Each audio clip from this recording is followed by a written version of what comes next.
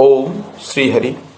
आज भगवान अर्जुन को वर्ण व्यवस्था के वास्तविक विचार पर एक ज्ञान देते हुए कहते हैं कि पुनः ब्रह्माणं पुण्या भक्ता राजर्षय यस्तथा अनित्यं सुखं लोकमिं प्राप्त भजस्व मामम्।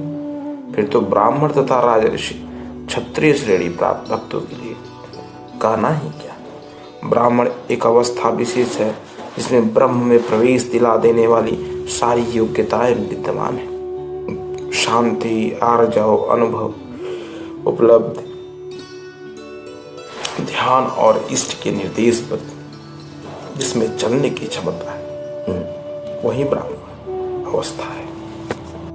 राजर्षि क्षत्रिय में रिद्धियों सिद्धियों का संचार, स्वर स्वामी भाव, पीछे न हटने का स्वभाव रहता है। इस योग स्तर पर पहुंचे हुए योगी तो पार होते ही हैं, उनके लिए क्या कहना। अतः अर्जुन तो सुख रहित क्षणभंगुर इस मनुष्य शरीर को प्राप्त होकर मेरा ही भजन कर इस नश्वर शरीर के ममत्व पोषण में समय नष्ट न कर। योगेश्वर श्री कृष्ण ने यहाँ चौथी बार ब्राह्मण, क्षत्रिय, वैश्य और शूद्र की चर्चा की है। अध्याय 2 में उन्होंने कहा कि क्षत्रिय के लिए युद्ध से बढ़कर कल्याणकारी कुछ भी नहीं है।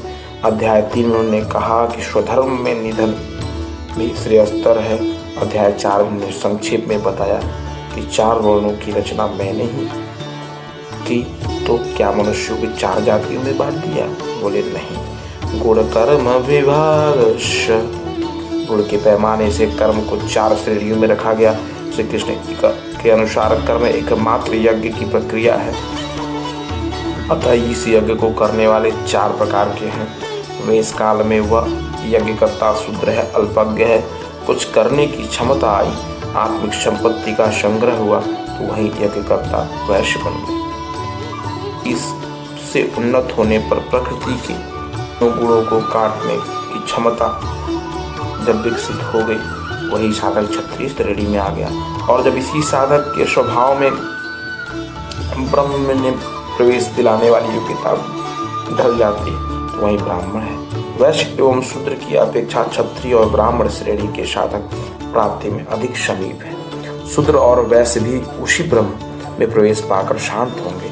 फिर इसके आगे की अवस्था वाले के लिए तो कहना ही क्या है।